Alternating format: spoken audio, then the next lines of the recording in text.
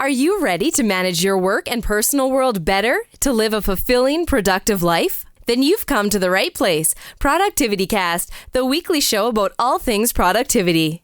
Here are your hosts, Ray Sidney Smith and Augusto Pinaud, with Francis Wade and Art Gelwicks. Welcome back, everybody, to ProductivityCast, the weekly show about all things personal productivity. I'm Ray Sidney Smith. I'm Francis Wade. I'm Augusto Pinaud. And I'm Art Gelwicks. Welcome, gentlemen, and welcome to our listeners to this episode of ProductivityCast. We are going to be talking today about project planning, and this is a topic near and dear to my heart, but it's a topic that actually Augusto brought up in the context of where we currently are in these uncertain times.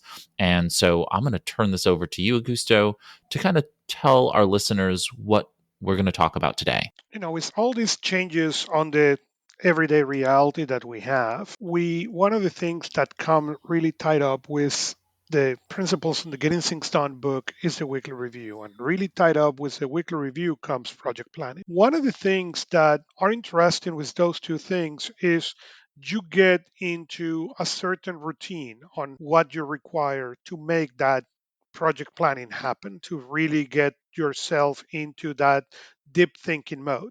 Same as with the weekly review. And with all this disruption, people don't being able to go to the office or connect to the big, screen on the conference room to do this deep thinking, all these things has been disrupted. So what I was thinking was, let's bring this concept back and let's remind people or help people into re-envision how to change that in this condition to improve what you were having before, or at least in the worst case scenario, to be able to give you tools that will allows you to get back to that place where you were doing the project planning. With the numbers we're seeing and the length we think this is going to be, there is no margin to say, well, that's fine. If it's a week, we can say, let's not do project planning. But as this is going to be a lot more longer than a week, we need to have all that. We need that to happen. We need all that to be a reality. So I hope that what we can do is to get all this done and get really all this working. When we talk about this whole project planning part of it, I mean, you look at systems like Getting Things Done, you look at many of the other systems, they talk about establishing a fixed time each week to do this, whether it's your daily planning, your weekly planning, whatever. And I think one of the challenges that Augusto is bringing up is the fact that we start to count on that as part of a habit. I had, prior to all of this chaos going on, I had a very clear habit established. I would go into work, I would sit down, and at 7:45 in the morning, I would actually be sitting down with my notebooks and doing my daily review with my coffee and my banana. So that process became an integral step in my workflow and my project planning. Well, this all changed. Shifting to a home base, now I don't have the commute, which sets up the timeline that puts me in the right spot to start doing my daily review at 7:45. So I had to rethink that. And I'm still actually struggling with that a little bit. My morning doesn't start quite the same way. I'm still trying to find that right spot for that to fit in. So when we look at these types of project planning challenges and we look at our system, we have to look at not only how our system becomes our point of constancy when it comes to being able to get the work done, but how do we integrate with that system in a changed environment? I could use a similar situation if it wasn't, something that is not so earth-shaking. If you're just traveling, maybe you're on vacation for a week. Well, does that mean your process unravels because you're in a different location, your timing is different, your materials are different, the surroundings are different? Or can you adapt what you're doing to that new location and that new environment? That's something we really have to take into consideration, because I know I speak for myself in this, but I'm sure I speak for other people too. Our processes can fall apart if we don't have that consistent, repetitive, habitual motion of making them work so that we can actually get work done. Yeah, one of my central theses and arguments in the productivity world is that our worlds are the sum of our routines. And when those routines are upset, that really does fundamentally degrade your productivity. And I'm always interested in seeing how people operate in the face of being flexible with those routines and how flexible routines can be. And there's only so much they can bend until they break. And so I think this is a really timely discussion. And the goal here is to figure out what some of the challenges people are facing that you're hearing people are facing, and let's having discussion on those. I hear from you, Art, the change of environment and the environmental cues that a routine provides is one major thing. How about you, Augusto? What are some of the challenges that you're hearing from others? The loss of that. Oh, I agree on the routine, obviously, but also the loss of the tools. I've been dealing this week with a lot of clients who have been calling and, okay, I can't stand the having one screen. And some of us are, really geeky. I have more screens that I'm willing to count in front of me right now. But for most people, they're coming from work and they're having a laptop. So they move from having one screen or two or external monitor on the laptop screen or more, and now they're dealing with the laptop. And because this was not planned, there is no backup plan for many people, and or they are used to connect to go to the conference room, connect to the massive thing, and get that time, or even got silent. Sims, as we were discussing last week, being able to get silence to do this thinking process. And all that is, for many people, all those routines, all those tools are out. So you need to get back and slow down for a second and get back to the basics. What do you know how to connect? Maybe to the TV in the living room. Can you do it in the living room? What are the things that you think are going to make a difference or you used to use that you can now get creative so you can do it at home and you can get somehow that same quality of review of project planning? I noticed the same or a similar drop in productivity that Ray mentioned whenever I've moved. I think Ray could probably share his and Augusto, you guys could share your latest experience. The habits and the routines and the practices that were automatic were somewhat baked into the environment. And when the environment changes, such as in a move, all of a sudden they need to be recreated all over again. And there's I think for me, it takes about 3 months for me to figure out which ones have fallen through the cracks. Like one of the ones that always causes a problem in the beginning is taking out the garbage. So taking out the garbage for me is not my favorite chore. It's one my wife likes to remind me to do. And it's easier when I've lived in the same place for a while and it's now become a part of some kind of routine, either my go to bed routine or my wake up in the morning and exercise routine. But when it's baked into some other activity, it's easy. And then I move, and then that link gets broken, and all of a sudden, the garbage isn't being taken out any longer. And I've been where I am for 2 years now, and it's not. I haven't gotten back into a routine. But the problem is that we don't know which routines are going to be broken necessarily. It's more a matter of, hey, what's that smell? So after the fact and after the problem has been caused, then the defect tells us that there's something that's missing. And I suspect that that's what's happening with millions of people who are now working from home, is that they've been following routines that were probably established by luck or by circumstance or by somebody else or by peer pressure. And all of a sudden, it's as if they moved, but they did move. And they're now having to recreate these routines from scratch. And they are struggling because they don't remember where they came from. They don't remember when they put them together. They probably can't even tell you why. All they know is that something worked and now something isn't working. And why that is I suspect a mystery to millions of people right now. Let's talk about what folks can do when they are project planning in what I'm going to call uncertain times. There is a number of different factors here in terms of dealing with, the risk and uncertainty of anything as it changes. And what are the first things? What are the first tools?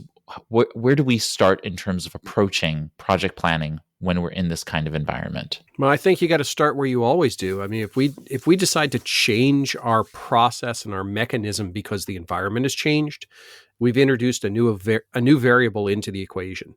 And I think that's going to cause more problems than good. So use your same process. I wouldn't recommend modifying anything, especially when you get into a new situation, because again, you don't know what's causing the problem at that point. You don't know if you're having a problem because you just feel out of place or that there's something specifically wrong that has changed with your system. My number one rule is to slow down.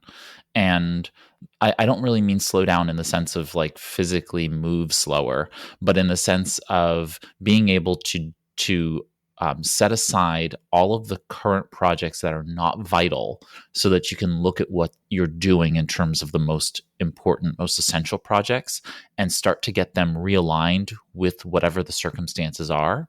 And I liken this to the idea of hiring a new assistant. When most people hire their first assistant and they've never worked with an assistant before, they believe that immediately they're going to be more productive. And that is wrong.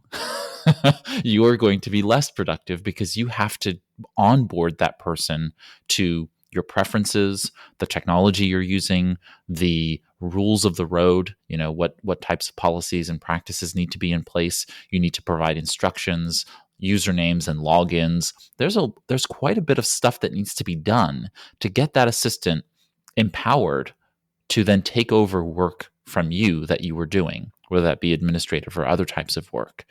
And so there's this upstart cost to getting to that point where then you are more productive because you have this other person who can help support you in these regards. And many times what happens is that people offload to an assistant things that they weren't doing before. They were the things that were falling through the cracks. So they weren't even getting done. So that's not actually making you more productive. It's actually getting you to the point of satisfying standards. And I feel the same thing about productivity when it comes to project planning. When we have a change in circumstances, that could be a change in office environment. Like right now, as we're recording, we're in the midst of this global pandemic, and we're working from home, and essential workers are going out there and working, and so on and so forth. But the goal is to be able to sustain our productivity in the right amount. And right now, when you have this huge transition of going from potentially a routine like art, where you're going to the office every day, you know where you're supposed to be, you know the context of what you're supposed to be doing based on the environment you're in, and that gets disrupted, you need to pause and plan. You need to sit back for a moment and think, am I trying to do too much in an environment where that's not supposed to be done? Having lots and lots of video conferences with your team may not be the best use of your time right now, when you've got the kids at home and they're running around and trying to claw your eyes out because they're bored. You really should take a moment to really just sit back and think, well, maybe this is an opportunity for some brainstorming and some creative work that may not be the thing that immediately comes to mind, but it may be the best thing for you to be doing. Just as an example, obviously, you need to look at your unique circumstances and decide what it is that you're going to do. But I think that it's really important for you to take this opportunity to just take a deep breath and hit a reset in terms of what you have been doing up until now, right? It's just been a kind of a shock to all of our systems that this circumstance has been happening. And now that we're in it for a while, we have been in it for a while, or at least some of us have been in it for a while. Some are newly and freshly minted into the working from home environment. But there needs to be a time where we just like stop and think, okay, what can I reasonably get done in a day when I'm no longer in the situation that I was in, which is having access to other staff members in person, having access to resources like conference rooms, as Augusto was talking about, and other technology, like the office printer.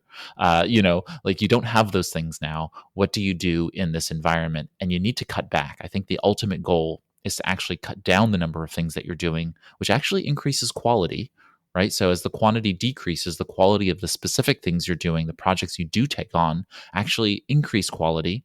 And think about it from, how can I do less and have higher quality during this downtime? See, I think you hit it right on the head there, Ray, when you're talking about being able to simplify and change your evaluation criteria.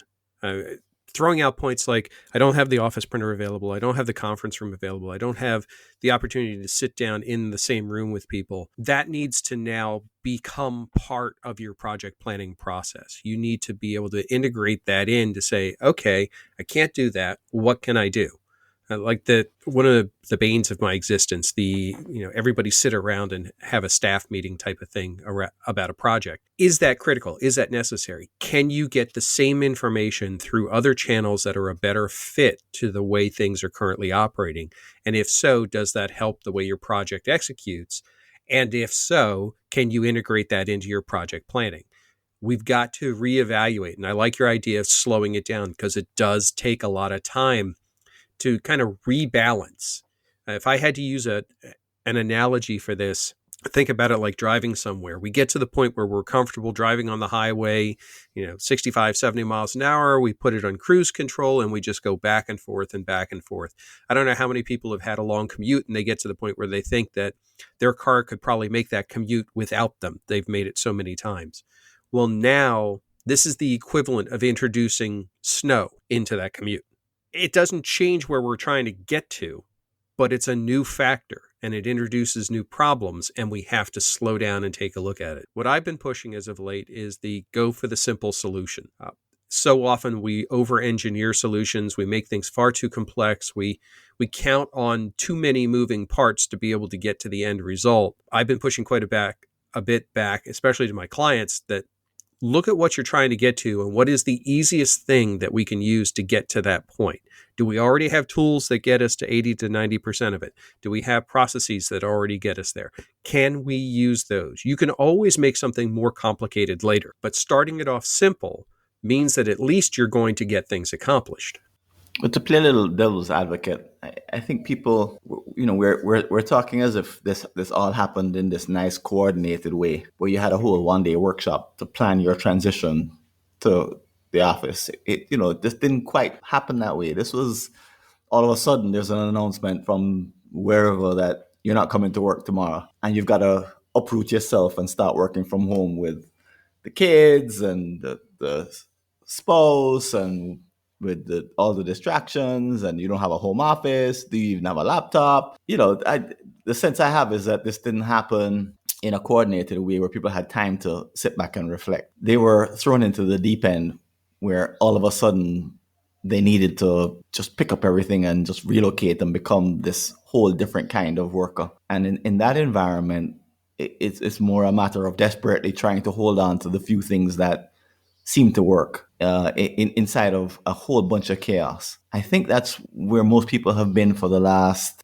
maybe most countries, the last couple of weeks, is sort of desperately holding on to the few things that remain the same and the few things that still function and the few things that made the transition, while putting off the things that are not working, broken, can't be fixed in the short term, don't have an easy solution. So there's a level of desperate holding on by my fingertips before I go crazy. That's happening in their lives right now. Not devil's advocate, but just to argue that this is different than a planned move, or it's different than one in which you have all this spare time. This is a desperate reaction to a life-threatening situation. Oh, you're definitely right there. I mean, my primary client moved close to 15,000 people to a 95% working remotely mode in less than a week.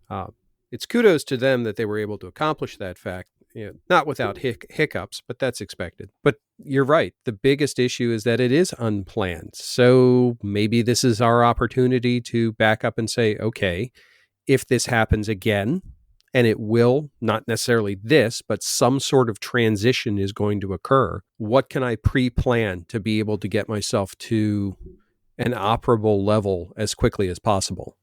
Yeah, for example, I responded to someone's question around, it wasn't quite a time blocking question, but it was a question around what do I do now that I shifted back home and why are things so different? And my response was that if they weren't using time blocking before. And my response was that you can see this as a season. So your life has now entered overdrive, where all of a sudden you have, I'm assuming that the person, for example, had kids and pets, and they're back into a house in which working in a house in which they don't have an office. So I just assume the worst case, and I said, it's like this: you went from having the leisure of a focused office that was quiet and organized, and everybody was working on the same thing, and there's a few disruptions, and there's no TV going, and there's no distractions, and there's adults only, and they're all focused on, they're there for one thing, they're not there for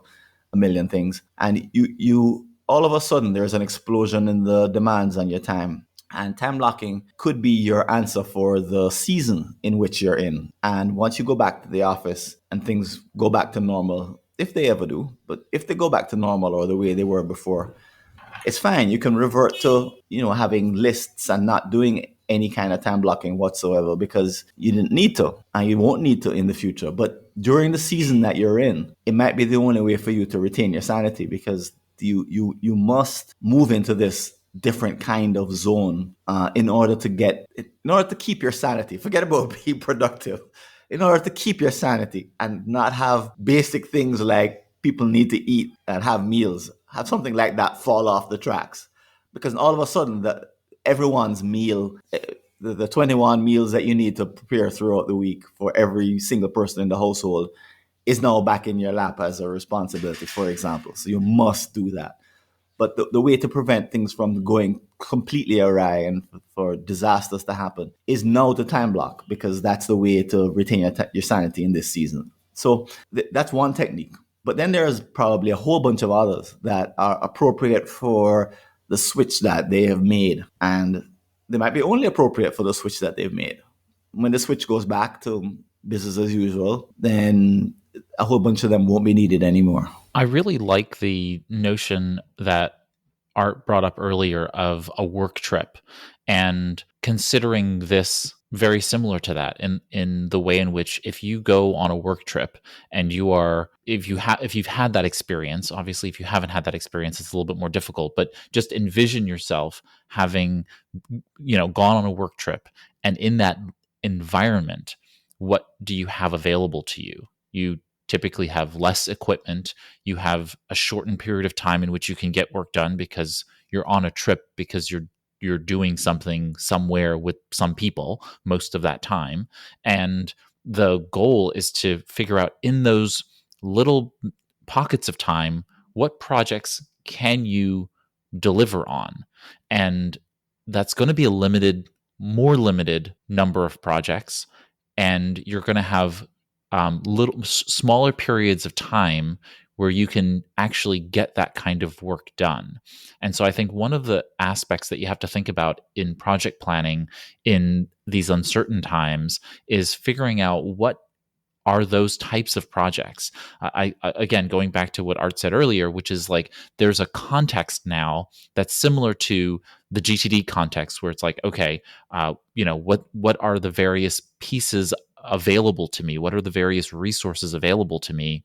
And then eliminating any of the projects where those resources are no longer available to you, because you can't go to an on-site with a client and do those things with them there. You can't have access to particular types of technology if the technology is something that is physical. Like the 3D printer at your office is not coming home to sit in your dining room table. So no longer are you going to have an option to maybe create a prototype using that tool. So all of these pieces need to be thought about, and those projects get put on hold. I think if you are reporting to someone, it's important to communicate that those projects are not going to happen and why, so that they don't have an expectation. And if they have any other, if this is a condition precedent to some other project or a larger project, that they're making sure that they're now aware, so they can make sure that they put those on hold.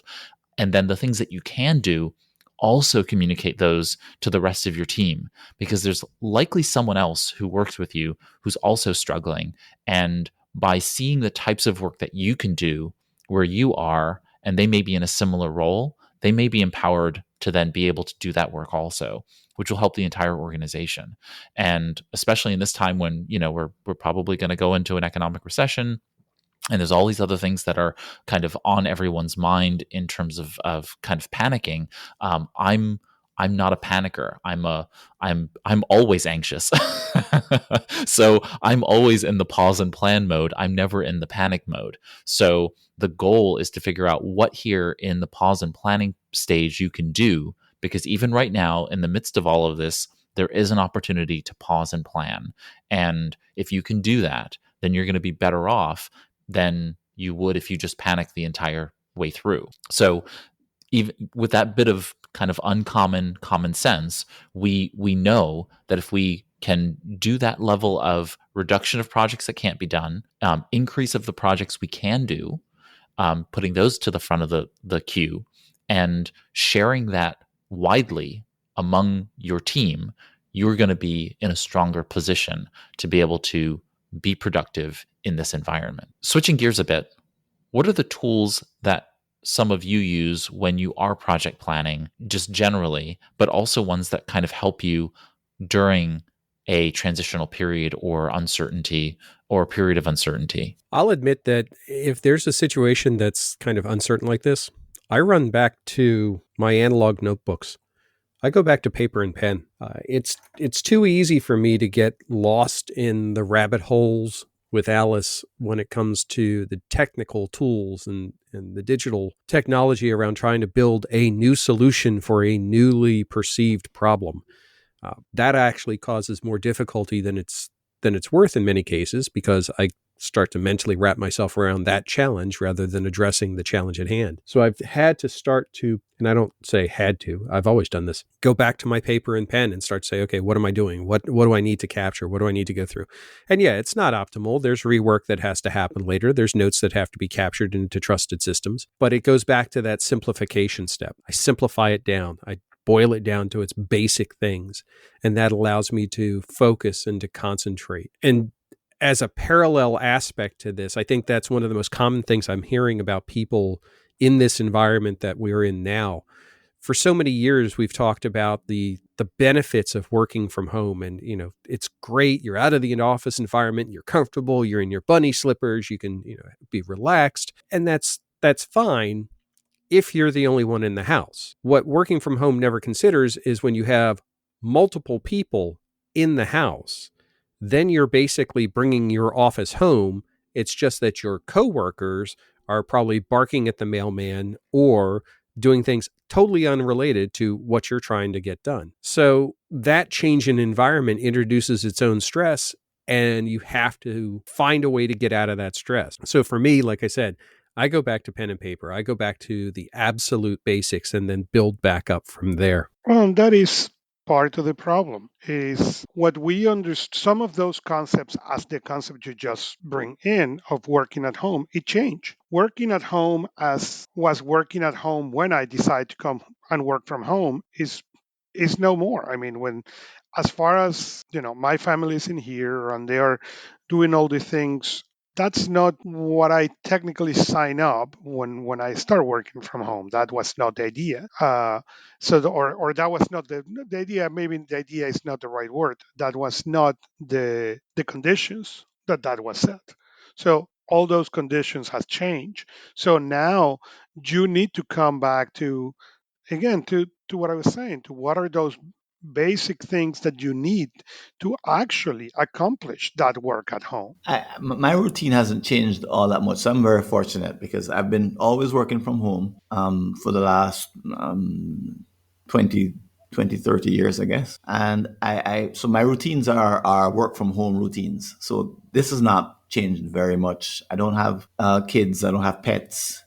And my wife and I, we've been working together for 15, 16 years from home. So it's really not a whole lot has changed for us. We spend most of our time at home the same way. But the one thing I did introduce recently was to put together a 12-month calendar. It's a rolling calendar. And I was looking for tools that would help me to do that more effectively. Something that would look like a project plan laid out over the next 12 months. I couldn't find anything. I had to create something in Google Sheets, but I didn't really find what I was looking for in templates and in Excel. Couldn't quite find a project by project. So not a Gantt chart, which is one big project boiled down to the nitty gritty. But I wanted something like a program manager for the next 12 months. And preferably something that I could zoom in on and see what should be happening in August, for example, in this particular project. If I could click on the month of August, it would expand and show me all the activities that belong to August. I wanted something like that, but couldn't find it. But the reason that I needed something like that was the uncertainty has led me to ask, okay, well, what if this scenario happens, if that scenario happens, if this other scenario happens, what are the ways and actions I'm taking that will allow for success in different outcomes, regardless of outcome, or if particular outcomes happen. And those things are long term, because some of them take an investment. For example, like putting together a summit is, as far as I can tell, a 6-month investment. And I'm putting together one in September, and I'm now doing the basic groundwork. So these 6 to 12-month investments, they have to be made early on, and that's the way that I'm buffering against all of the uncertainty. One tool that I think many people utilize in different environments, but I feel like this is one of those times that it works really well, are mind maps. And so taking Art's tools of paper and pen and a field notes notebook or whatnot, and just creating a mind map of the various things that you want to be doing, and free form thinking through what are the things that can be done in terms of actions and resource limitations that make a project available or not available. I think a project plan mind map is just a really great tool because it helps to engage you in that way. I'm more digital oriented, so I use a lot of digital mind mapping, and you can use many of the digital mind mapping software that are out there. But for me, I think that just generally planning things, mind maps are the way in which I like to plan things out. And so I would naturally gravitate toward a project plan mind map for doing that. And the David Allen Company has created the project planning triggers list. And so you can create a mind map that has all of the various triggers in it and work through them. Right? So work through the natural planning model, or just work through the triggers list to think about the various aspects of projects that will either activate or deactivate projects that are currently on your plate. And I think that's a really good, at least, starting point for folks for complex projects. For the more simple projects, I think it's just a matter of looking at them and saying, okay, in this environment with working from home, limited, resources, and potentially spouse, kids, dog, mailman, whatever, interrupting me throughout the day, what can I get done? And then deciding to kill your darlings. What cannot happen right now? And setting those aside until such time as they can be reactivated in your system. But I think at this point in time, I really can't impress upon people enough, if you are not like Francis, or like many of us who are comfortable working on the road or working from home and have been doing so for a very long period of time, this transition period is not the time to try and do everything and be everything to everyone.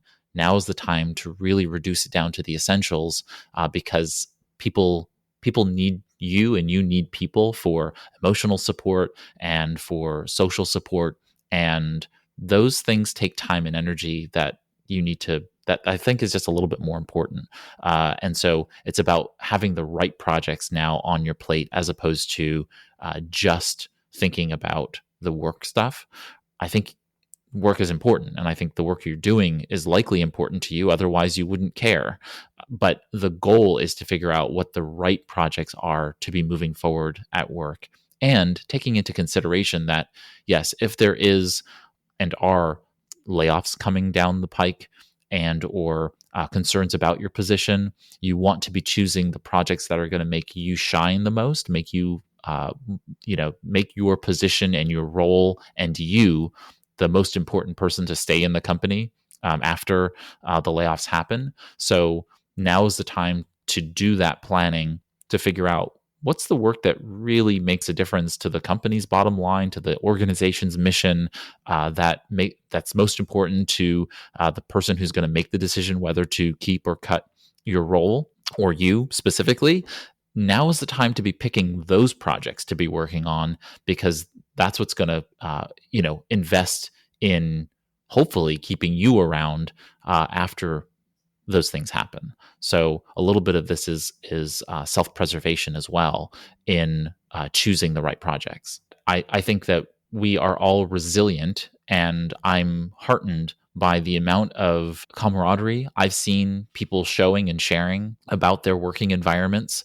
And it seems that a lot of people are really rising to the occasion of helping each other during these environments, that I hope when we go back to the kind of normal working order, if we want to call it that, if there is such a thing after this, whatever we go back to, I hope that we continue this level of collaborative, we're all in it together perspective. And so much of us being productive is about interdependence, about understanding that we cannot thrive as a society, as a civilization, as who we are on this planet, by not working together. And so I hope that a little bit of that rubbed off on all of us as we go through these difficult periods and figure out how to have that be a lasting and dynamic aspect of our future, being productive together. So if you have a question or comment about this episode, or something that any of us discussed while we were discussing project planning in uncertain times, we have lots of ways in which you can engage with us. You can comment on the podcast episode. If you are on the podcast website, feel free to go over there. It's productivitycast.net / and then the 3-digit episode number. And you can also go to productivitycast.net / contact, and you can write us a message, or you can record an audio message and send it to us. And we always appreciate getting those. Also on the show notes page, also on the page for the episode, you'll find our show notes that will include links to anything that we discussed, along with a way for you to subscribe. It's free to subscribe. You just click on the button and follow the instructions for being able to subscribe from your favorite podcast app, and all kinds of other fun things, like our text transcripts of the episodes are there. You can download them as a PDF, or you can read them on the page by clicking that little read more button on the page. So lots of things to check out on the podcast website. While you are there, you can, in your podcast app, there are a couple of apps, I think Apple Podcasts and Stitcher, that allow you to be able to leave a review or a rating for the podcast. If you could do that, that would be fantastic. That helps us grow our personal productivity listening community. It also helps us improve the podcast over time. And so thank you for doing that. Thank you to Augusto Pinaud, Francis Wade, and Art Gelwicks for joining me here on this and every cast. That brings us to the close of this episode of Productivity Cast, the weekly show of all things personal productivity. Take care, everybody. That's it for this Productivity Cast, the weekly show about all things productivity, with your hosts, Ray Sidney Smith and Augusto Pinaud, with Francis Wade and Art Gelwicks.